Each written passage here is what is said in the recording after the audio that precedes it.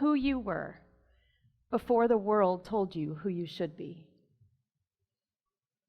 This one question was the catalyst for my entire speech and for the reason that my studio was created, which we're going to talk about in just a little bit.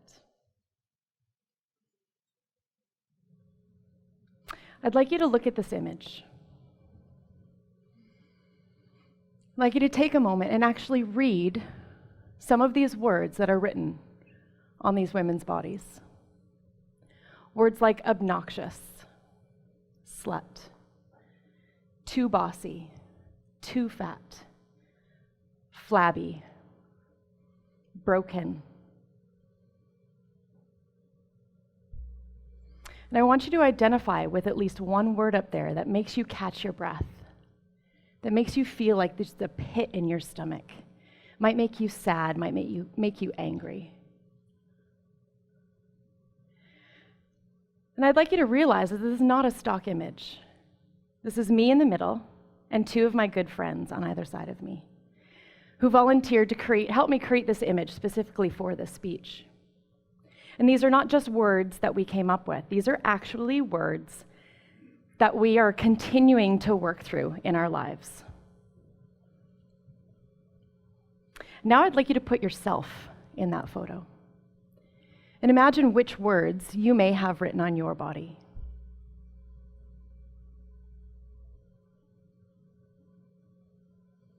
And then take a minute and see if you can figure out where they came from. Did it come from a coworker? Did it come from a parent? Did it come from a friend? Maybe it was a teacher. And maybe you can't figure out why you're carrying some of these words with you. And sometimes that's because if it didn't come from a person, the good old media just steps right in and they fill that gap. They're constantly telling us that we're not good enough so that we buy their product. They're telling us that our boobs aren't big enough, that in order to be feminine and beautiful, we have to have these massive boobs. So we go out to Victoria's Secret and La Senza and we run out and we buy their biggest push-up bra. They tell us that our freckles aren't desirable, so that we need to go and get their flawless finish foundation to have this perfect look. They tell us that we're too fat, so we need to go and buy their weight loss product. They tell us that we can have an opinion, but we better not speak it too loudly, because then we're going to be bossy or bitchy. So I'm going to tell you a little bit about my personal story. I grew up a competitive athlete, so I was always fairly lean and muscular. And in being that way, it also meant that I didn't have very big boobs. So I was one of those women. I was like, oh, in order to be feminine, I need to go get that push-up bra because I don't have any, and somehow magic is going to happen when I buy this bra. So I'd stroll into La Senza, and I'd say to the lady, take the biggest one, the most push-up, take me to it. And so she'd take me in and she'd be explaining this bra and, and it's beautiful and it's amazing and I have all this hope in this bra. And she's like, and there's like removable pads. You can control how much push-up you have.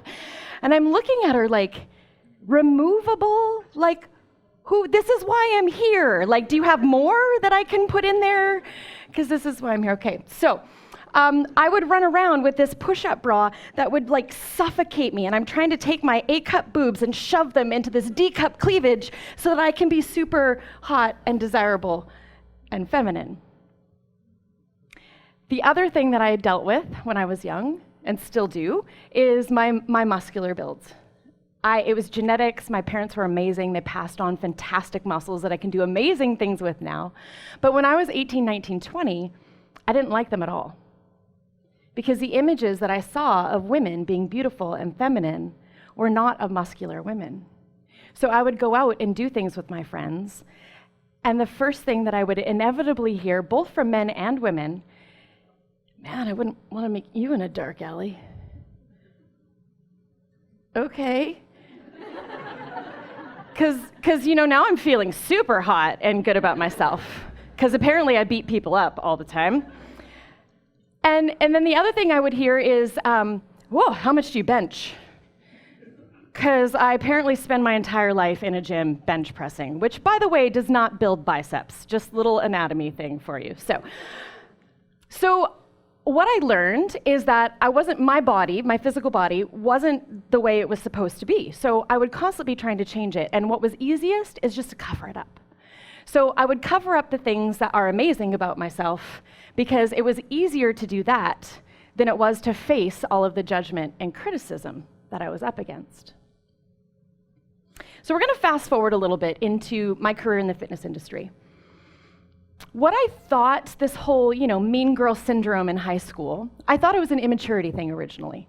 I thought that once I got out of high school, it was going to go away because as we get older, we get smarter, right? We figure it all out. And what I realized is it wasn't an immaturity thing. Because as I was working in this gym, our women's only facility was on the top floor. So women make this decision and they say, I need to feel better about myself and I need to be healthy. So they make this decision to go to the gym. And first of all, it's a massive accomplishment just to walk in the door of the gym. So they walk in, they get themselves in there, they get all signed up at the front desk, they're super nervous. So they start walking up the stairs to the women's only facility. And the first thing I would always see is like these little eyeballs that would poke around the little half wall. And they would kind of, okay, what am I dealing with when I walk in here? Who's in here? How many people? What do they look like? So she would get the courage to come all the way up, and she would stand there for a moment kind of shell-shocked because she's used to the feeling of feeling judged when she walks into a new space. So she's like, okay, I can do this. This is good. And all of the other women in the gym, they'd be on their treadmill doing their thing. New girl would come in, they'd be like, and they're doing like this Terminator digital scan on her, right? And what are they scanning for? They're scanning for all of their own insecurities. They're scanning her to see if she's more beautiful, to see if she looks better in the outfit she came in, to see if she's showing any skin, because the gym, you're not supposed to show skin at the gym because that's like showing off. That's totally inappropriate. See if maybe she had makeup on or maybe her hair was done because who comes to the gym with hair and makeup? It's supposed to be sweaty, like whatever. So this was carrying on, and even if you guys have never been in that gym scenario, I'm sure you've been in a scenario that is similar to that, right? Where we're walking in and we're constantly in fear of this judgment. So we quit doing the things that we love about ourselves. We quit laughing with our snort because that annoys people. So I'm just going to quietly laugh on the inside and make it okay for everyone else. And I saw this happening over and over and over again, and I saw women shrinking and fading away from what their truth is just because they feared the judgment, and they were trying to make it okay for everyone else. And I started to really, really dislike it. And I disliked it in my own life, and as soon as I saw it played out in the women in front of me, I just got to the point where I wanted to scream. I thought to myself, what would be possible if all of that was taken away? If all of that judgment, all of that negative feedback was taken away, what would be possible? And I started to realize that women didn't hate each other. Women hated themselves. And it's what they hated about themselves that they judged in other women. And I thought, this insanity somewhere has got to stop. And the first thing I did is I started working on me. I started to dig in. I'm like, what is my truth? What am I all about? And what I realized is what I was all about is changing all of this for everyone else. So I got it to a point in my life where I was able to stand up and go, I'm enough. As I am, I'm enough. And then that was one more little baby step to, I am complete, which was totally different than enough. And then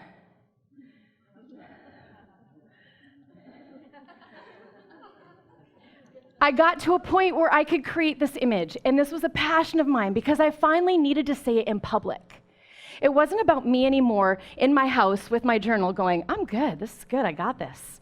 I was like, no, I need to make a statement that everyone else out there, when they look at me and they see me doing what I do and what I love to do, that I don't need this approval anymore. So I worked with a very dear photographer friend of mine, and we generated this image for two reasons. One, I needed to be topless because I had dealt with my whole life having small boobs and not feeling feminine. So there we are. And then, I was like, I think we need a bicep curl in there somewhere because I'm like really proud of my muscles now because they can make me do amazing things and I can actually hold myself out straight sideways on a pole. Yeah, pole. Okay, we're gonna talk about that in a minute too.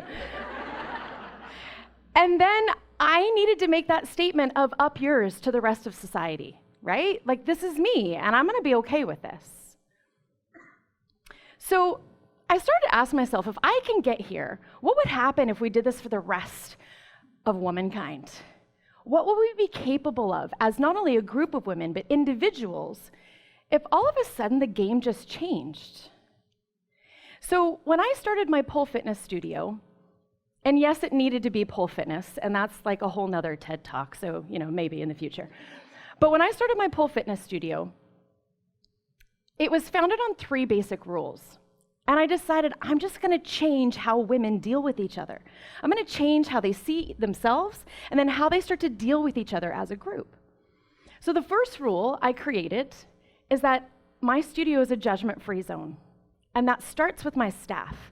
I work tirelessly with my staff to get them to that place so that they personally can say, I am complete. And when they can get there, they've walked the walk, they've talked the talk, so that when students come in our space, they can actually greet our students judgment-free. They can actually look at a woman coming in the door and they can say, I am so glad you're here. I don't care what your background is. I don't care what you look like. I don't care what you're wearing. I am just so excited that I get to share what I love with you.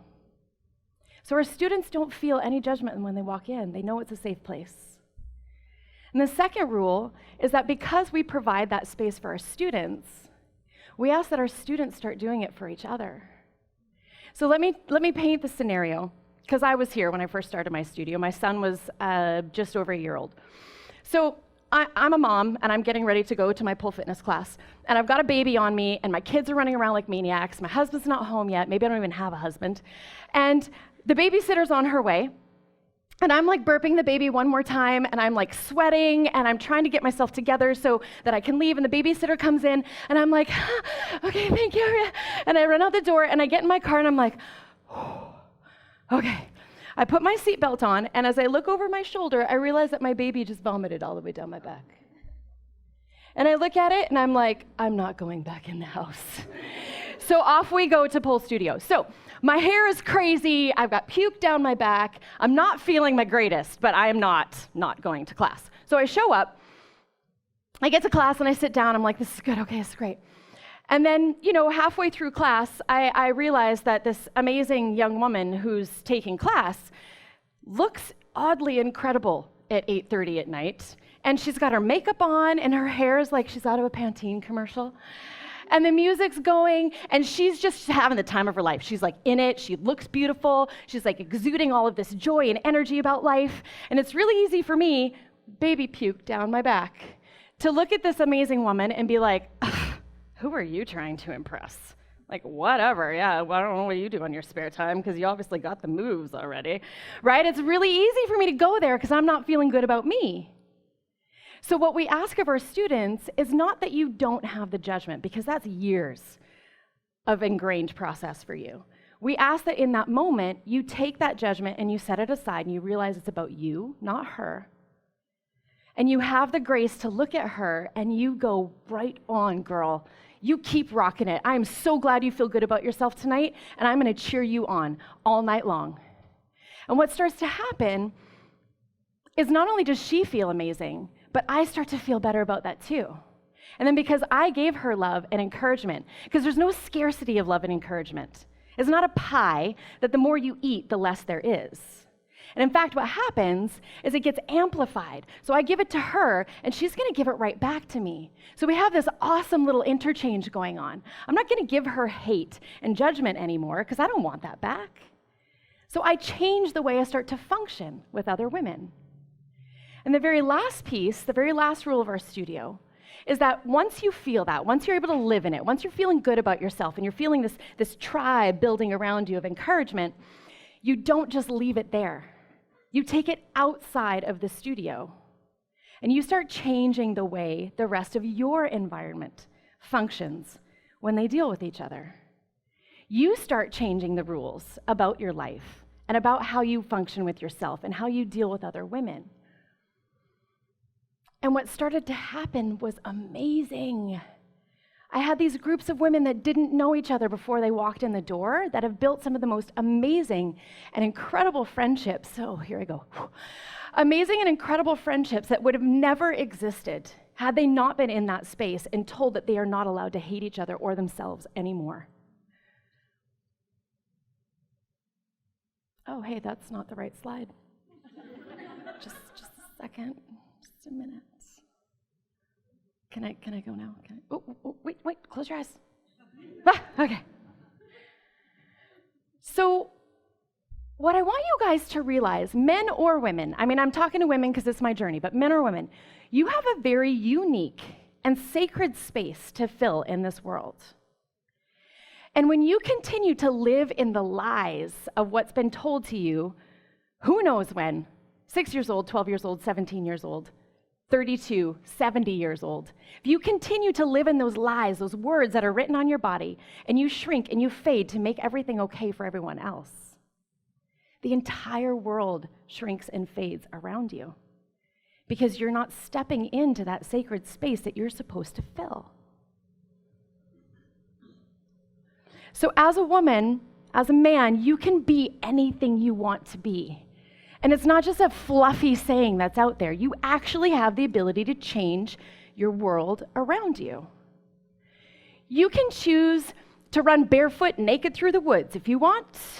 You can choose to be sexy. You can choose to be an introvert. You can choose to like amazing exotic foods. You can choose to travel. You can choose to stay home and read a book by your fireplace. You can choose, if you want, to go to Starbucks and order a coffee that if you wrote it down and unfolded it, it would roll down the sidewalk and out the door. You can do that. You're allowed to. If that's truly what your heart wants and is going to make you happy, do it. Don't not do it just because somebody behind you is in a rush and didn't leave themselves enough time to get their coffee. Okay? The question is, though, do you know what you want? Do you actually know who you are? Do you know what your heart is trying to tell you? And if you don't, it's time to step forward. It's time to start changing the rules so that you can actually step into who you're supposed to be. So I ask you today, are you willing to shake off those words? Are you willing to finally step forward and say, I'm going to do things different?